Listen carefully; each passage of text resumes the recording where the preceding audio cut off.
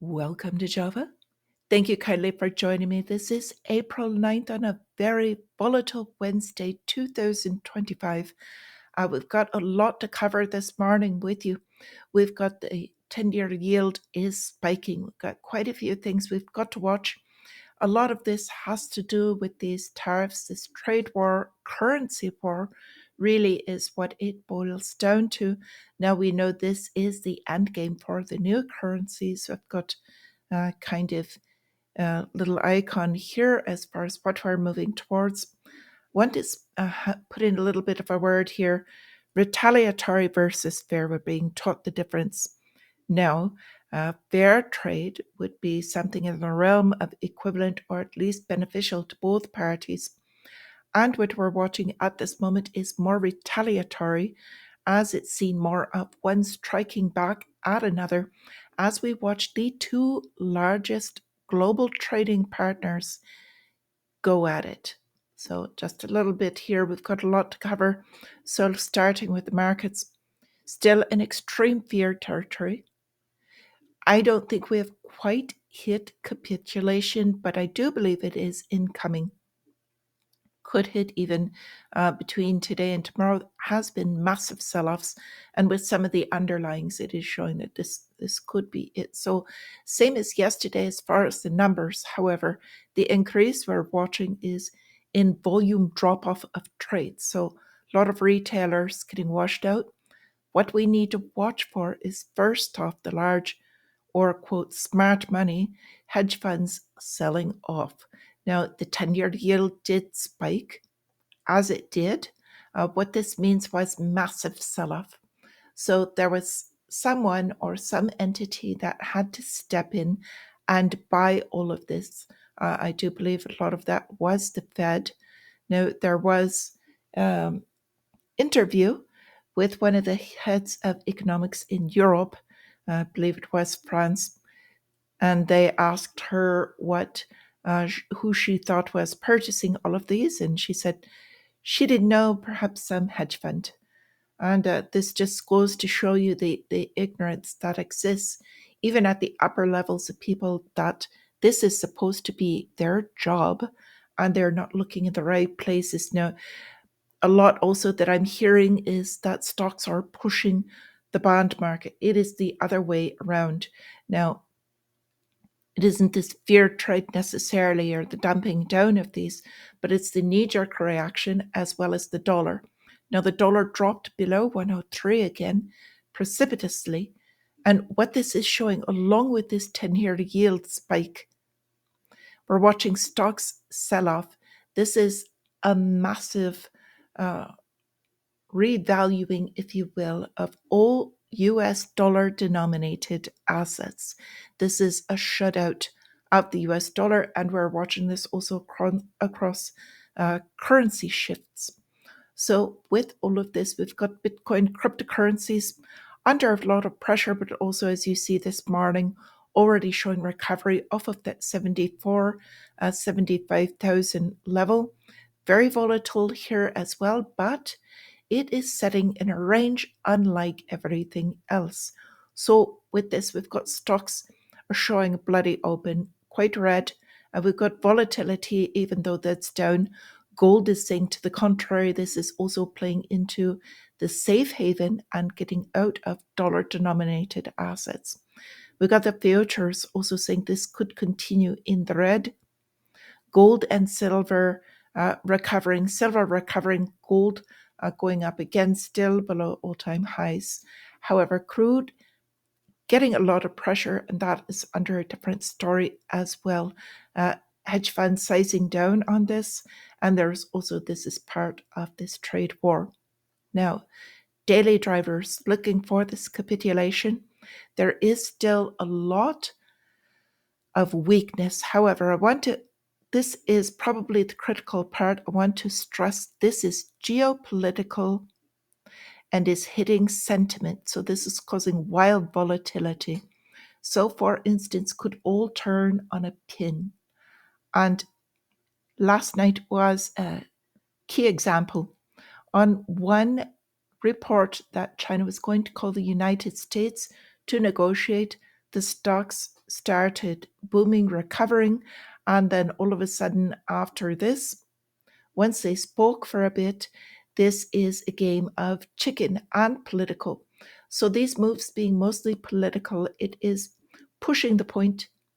Politicians are the best traders over the past few years if you look at their records, and this is because they know what is going to happen because they are driving the markets through their decisions.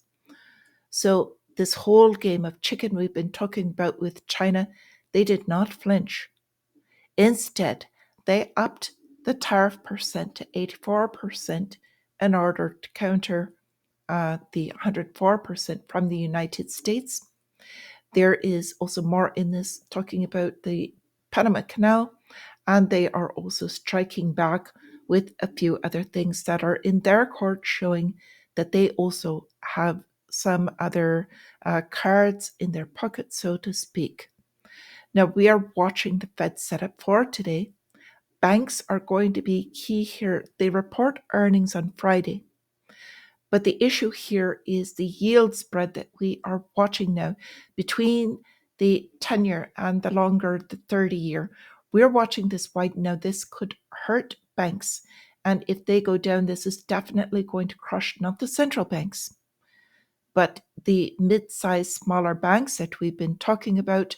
This also pushes more of that setup for this eventual shift to the new currency or revaluation system. It is rapidly coming. So watching banks, they're about to show a much more rapid merger, acquisition, and fallout.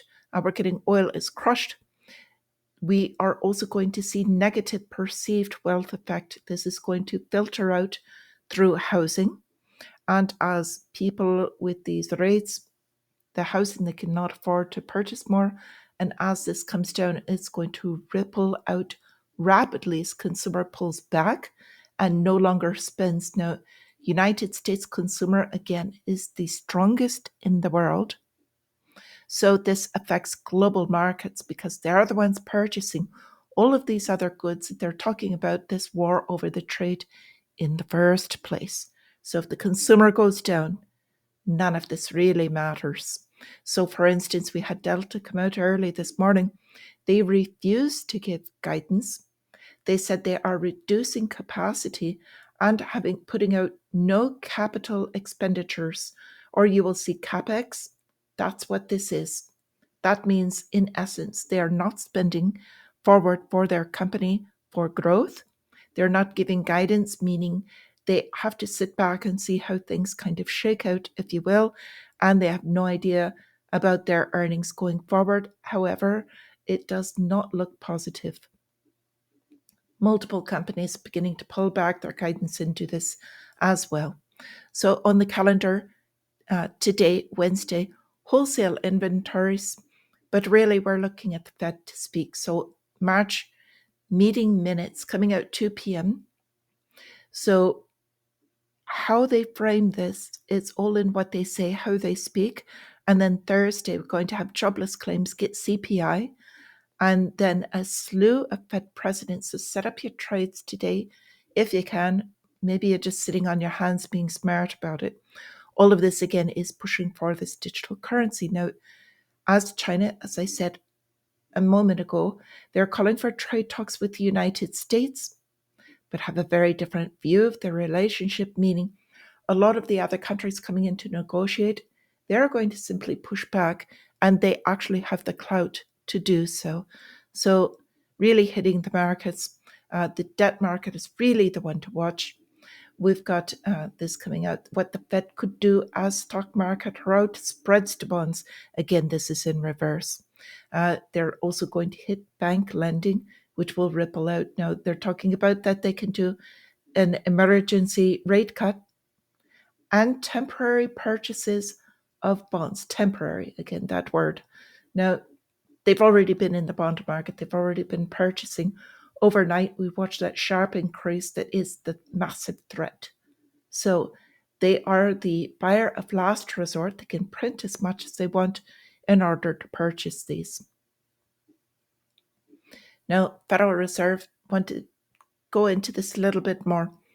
They wanted to step in and kind of monitor this rather than doing their cuts right away. But however, as this is saying, the Treasury spiked as high as 4.52%. So Wednesday, this is really blowing everything out the door. Now, if interest rates are lowered, thanks to weak growth, this could save the government money on the debt servicing costs on all the money they're printing in order to buy all of this in the first place. They've got this round circle going on, feeding themselves and then trying to keep that rate down so that their debt level stays low. They don't have to pay the interest.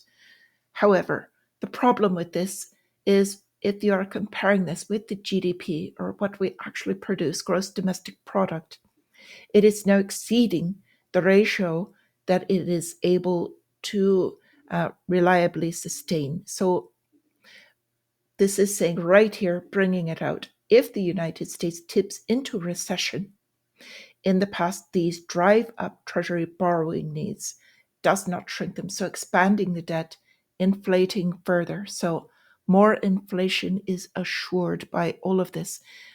Now, there's a lot of talk about the tariffs. Speak about this for just a moment because they are so huge. Main point of the tariffs is not the tariffs by Ray Dalio. I agree with him. He's warning investors too focused on these, not paying enough attention to the breakdown in major monetary, political, and geopolitical orders. Again, we're seeing these now. United States train placed on the transatlantic bond with Europe, causing a rethink of those ties. And now the European Union is looking to China. We've got Spain, Bank of Santander, as well as others, looking to negotiate and build stronger ties with China. We've got German car giants suspending deliveries to the United States. They're the first of multiple. This is Audi. Now we've got cars backing up on the docks of the United States as they're not being brought in. So with this, as I said earlier, Secretary Hegseth is vowing that the United States will take back Panama Canal from Chinese influence. They've already begun actions with this. We've got a lot of military down there actually in the seas. A lot of this was placed there under the guise of watching the cartels with Mexico. But there's a couple of destroyers, so tell me cartels need a couple of destroyers in order to control them. So we've got these hitting widespread, kind of trying to show that if you're in the good graces, then you get multiple benefits. And this is the United States elevating El Salvador travel safety designation. And what this does, they put them above France and Italy. This will bring them massive amounts of revenue. In tourist travel is the idea. We've also had, I thought this was interesting, they put actual numbers for the world's wealthiest people and how this has affected them. Now, this is, I believe, going mostly off of their stocks, but watching their net worths. And interestingly enough to me was that Warren Buffett is the only one that went green because he was sitting on the cash piles, pulling out of all these risk-on assets. Now, in the background, again, BlackRock. These are the stories that they are covering over with all of these shouts about the tariffs. But what's really going on in the background is this massive shift in how the wealth is. Now we've got BlackRock deploying Anchorage Digital to scale secure infrastructure for crypto funds. And what they're doing is they are starting with the only United States federally chartered bank in crypto. And what this means is, as the only federally chartered bank, it is the one they will be going to. It is the only one allowed. And therefore, this one will be, of course, getting all of the business. So, last thing I want to leave you with, and this is totally not about the markets, but I don't normally get into the kind of fluff, if you will, or other stories. But this is Elon Musk versus Navarro. Musk throwing darts at him, calling him truly a moron, and saying that he is dumber than a sack of bricks. Navarro is the lead trade advisor to President Trump. So as this spat is going on, I found it very entertaining, and I don't normally pay attention to these, but it's kind of like watching two old men throw breakfast muffins at each other and, kind of ducking under tables. It's really ridiculous, but wanted to leave you with something that might bring a little bit of lightness to your day. Keep your head about you. It's those that panic. This is not the end of it. There's a lot more coming in. Just stay with it. Do not do fear trading. And with all of this, I wish you a green day, or stay out of it if you're unsure about it. There's going to be more things coming through, and I'll keep you up on these. So until I see you again, my friends, stay free.